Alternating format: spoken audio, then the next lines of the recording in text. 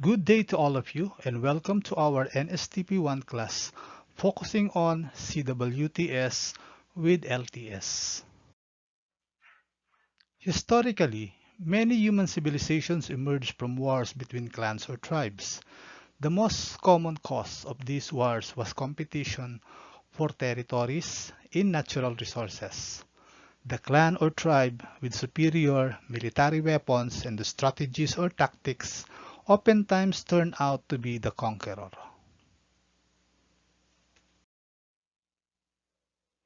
The weaker clan or tribe is destroyed or obliterated. Others who were defeated were turned into slaves or absorbed into a new empire. For this reason, the military was only used to conquer other clans or states but became an instrument to preserve territories and protect the people. Even today, these remain the functions of the military. In the context of internal and external threats, there were, however, threats to the security of the people that came from internal forces. Political, religious, or economic cleavages, schisms or divisions resulted to rebellion, secession, or revolution. A good example is East Timor, once a province of Indonesia. Majority of the people in East Timor were Christians, Roman Catholics, while many of the rest of the Indonesians are Muslims. In 1998, Indonesians are military to quell the rebels of East Timor. The rebels wanted to separate East Timor from Indonesia. Indonesia's act is an example of preserving its territory or to stop the threat to the integrity of the Indonesian territory. East Timor, however, succeeded in seceding from Indonesia. The right of every country to protect its people against external and internal threats of aggression is a principle guaranteed by the United Nations country, has the questionable right to use military force to protect its use first before using restoring to war or the use of arms. This is equivalent to self-defense or self-preservation.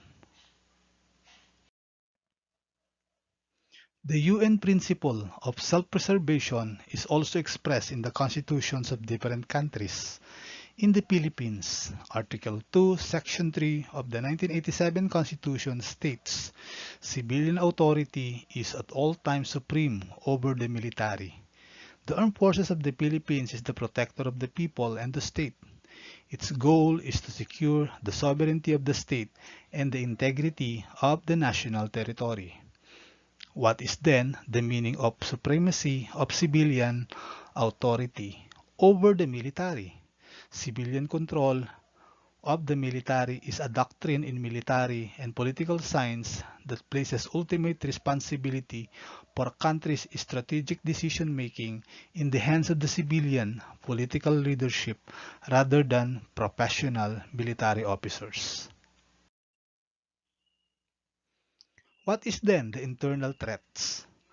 Threats to internal security may be directed at either the state's citizens or the organs and infrastructure of the state itself and may be ranged from petty crimes, serious organized crime, political or industrial unrest, or even domestic terrorism. While external threats are actions and positions against our national security, which is a state or condition where our most cherished values and beliefs, our democratic way of life, our institutions of governance, and our unity, welfare, and well-being as a nation and people are permanently protected and continuously enhanced. These threats can be social, such as aggression from a neighboring country, infiltration from a terrorist group, or global economic trends that compromise the nation's welfare. In other cases, threats can be natural, such as hurricanes or viral pandemics. Let us now move on from the evolution of the NSTP from ROTC. The National Service Training Program, or the NSTP, is a result of the government's intention to reform the Reserve Officer Training Corps, or the ROTC. Therefore, in tracing the development of the NSTP, we may find ourselves exploring into the origin of the ROTC and even the Armed Forces of the Philippines, or the AFP, from the Spanish colonizations. In his book, Military Education in the Philippines, Brigadier General Jose G. Sijuco, an advanced ROTC graduate of the Ateneo de Manila University, stated that the military education in the Philippines started during the Spanish colonial years. That is, during the establishment of the Philippine Revolutionary Government in the Tejeros Convention. During the convention in 1897, General Artemio Ricarte was elected as Captain General and fought the Spaniards in 1896 and the Americans in 1898. Some writers, however, said that the real origin of the ROTC started in the Philippines in 1912 when military action was conducted at the University of the Philippines. The late Senator Blas F. Ople said that it was Colonel Eisenhower, the staff of General Douglas MacArthur, who dropped that Commonwealth Act No. 1, otherwise known as the National Defense Act, signed by Manuel L. Quezon on December 23, 1935. This law designed the Philippine Army as a citizen army. Filipino youth at the age of 18 were supposed to be subject to military training. As a result, military training became a compulsory for male college students before graduation. The National Defense Act was then considered as the birth of the present ROTC. Commonwealth Act No. 1, however, was not fully implemented due to the outbreak of World War II. Nonetheless, records show that the products of the ROTC were called to the colors in 1942 and during the Japanese occupation proved their worth on the battlefield, Ople added.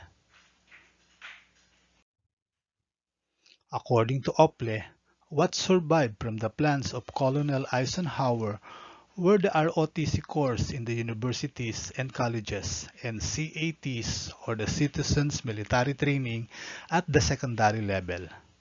Nonetheless, after World War II, Executive Order No. 59 was issued, making the mandatory inclusion of the ROTC in the curricula of all colleges and universities. From the ROTC became requirements for graduation in college. The constitutional provisions of ROTC and NSTP. Under the Article 2, Section 4 of the 1987 Philippine Constitution, the foremost duty of the Philippine government is enunciated. De Leon, in his book in 2005, explained this constitutional provision saying, while the defense of the state is no longer the prime duty of the government, it may call upon the people to defend the state. Thus, anybody living in the Philippines, citizen or otherwise, can be compelled to render personal military or civil service, whether it is compulsory for aliens studying in the Philippines to enroll ROTC or NSTP is a god matter for judicial inquiry. The Presidential Decree Number 1706. During the time of President Ferdinand E. Marcos, Presidential Decree 1706, otherwise known as National Service Law, was issued. The decree aimed to provide for compulsory national service for Filipino citizens and amending certain provisions of Commonwealth Act No. 1, Section 2 of PD No. 1706, and it states, national service shall be obligatory for all citizens of the Philippines. As used in this decree, national service shall consist of three main programs, namely Civic Welfare Training Service, Law Enforcement, and Military Service. The decree further states that each citizen shall render national service in any of the three main programs or a combination thereof, provided that such service shall be credited in his favor for the purpose of fulfilling educational requirements established by law under this law. Under this law, military service was made optional, but leading spokesmen under the Arroyo administration contended that this law provides for the implementation of the optional system of the ROTC. The NST of PD number 1706 composed of Military Training Service (MST), Civic Welfare Training Service (CWTS), and Law Enforcement Service (LES). However, this law was not fully implemented except for the MTS. Hence, the ROTC continued as a major requirement for male students for graduation in college. The enactment of the Republic Act No. 7077. On September 17, 1991, Congress passed Republic Act No. 7077, otherwise known as the Citizen Armed Forces Reservist Act. Under this law, graduates of ROTC, basic and advanced courses were considered reservists or citizen soldiers. Section 38 of RA No. 7077 provided that students in colleges, universities, in similar institutions of learning were required to enroll in the ROTC program. As stated in Section 39 of RA No. 7077, the ROTC program involves 2 years of mandatory basic ROTC training. Advanced 2-year ROTC training, though, was voluntary. The provision of RA No. 7077 continued to be implemented until the passage of RA No. 9163 in 2002. The enactment of the Republic Act No. 9163. In response to the call of the public to reforms in the ROTC program, both the House of Representatives and the Senate passed a bill. Then House Bill No. 9163 was passed and signed into law by President Gloria Macapagal Arroyo on January 23, 2002, and was implemented in school year 2002-2003. Section 1 of the Republic Act No. 9163. Short title: This Act shall be known as the National Service Training Program Act of 2001. Section 4 of the Republic Act No. 9163. Establishment of the National Service Training Program. There is hereby established a National Service Training Program, NSTP, which shall form part of the curricula of all baccalaureate degree courses and of at least 2-year technical vocational courses, and is a requisite for graduation, consisting of the following service components. Number 1, the Reserve Officers Training Corps, ROTC, which is hereby made optional and voluntary upon the effectivity of this Act. Number 2, the Literacy Training Services, and number 3, the Civic Welfare Training Service. Section 5 of the Republic Act No. 9163, Coverage. Students male and female of any baccalaureate degree course or at least 2-year technical vocational courses in public and private educational institutions shall be required to complete one of the NSTP components as requisite for graduation. Section 6 of the Republic Act No. 9163, Duration and Equivalent Course Unit.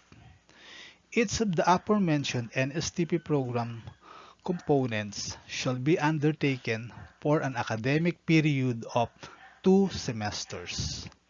In lieu of the 2-semester program for any of the components of the NSTP, one summer program may be designed, formulated, and adopted by the DND, CHED, and TESDA. The components of the NSTP.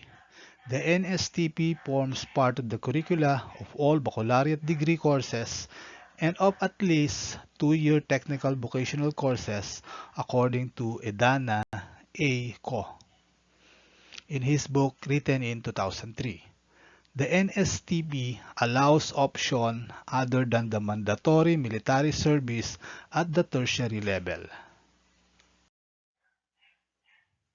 Besides, military service students may choose to render personal or civil welfare with the aim that the youth, as partners of the state in promoting civic consciousness, shall develop their physical, moral, spiritual, intellectual, and social well-being.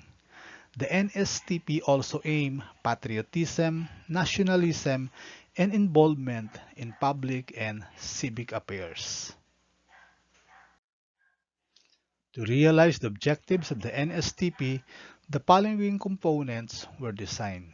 Number 1, Reserve Officers Training Corps, ROTC. Number 2, Literacy Training Service, LTS. And number 3, Civic Welfare Training Service, CWTS. The Reserve Officer Training Corps, or ROTC. This was institutionalized under Section 38 and 39 of the Republic Act 7077. It was designed to provide military training to tertiary level students in order to motivate, train, organize, and mobilize them for national defense preparedness. As earlier indicated, since the implementation of RA No. 9163 or the NSTP law making ROTC optional, students are now given the chance to choose the kind of training they have in service to the country, either military service. Among the topics usually included in the program of instruction of the ROTC are military indoctrination, training of individual soldiers, individual protective measures such as hygiene and sanitation, basic life support, and basic self-defense, basic weapons training and marksmanship, drills and ceremonies, small unit tactics, and individual or unit training are also undertaken.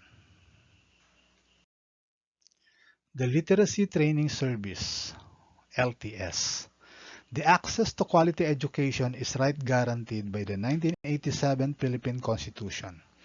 Article 14, Section 1 states, the state shall protect and promote the right of all citizens to quality education at all levels and shall take appropriate steps to make such education accessible to all. However, access to quality education remains improbable to many Filipinos. Under the NSTP, the LTS was literacy and numeracy skills to school children, out-of-school youths, and other development. The delivery of technology and skills to grassroots levels through education are likewise possible components of the LTS. The Civic Welfare Training Service, CWTS. This NSTP component aims to promote the general welfare and the betterment of life for the members of the community or the enhancement of its facilities, especially those devoted to improving health, education, ecology and environment, entrepreneurship, safety, recreation and morals of the citizenry, as stated on the Republic Act 9163, Section 3.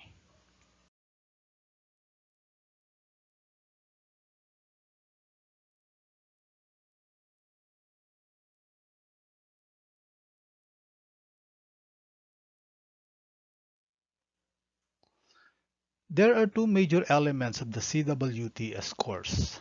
These are defense preparedness and civic consciousness. If the ROTC deals with defense preparedness within the context of the military, the CWTS affords a more expanded and socially inclined paradigm. This implied in the statement of Co.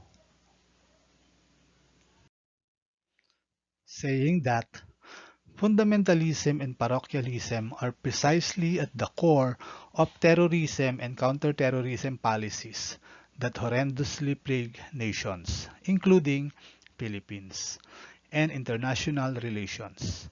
Education institutions have crucial role in shaping the minds of the young, particularly in understanding cultural diversity, civic awareness, tolerance, and universal values.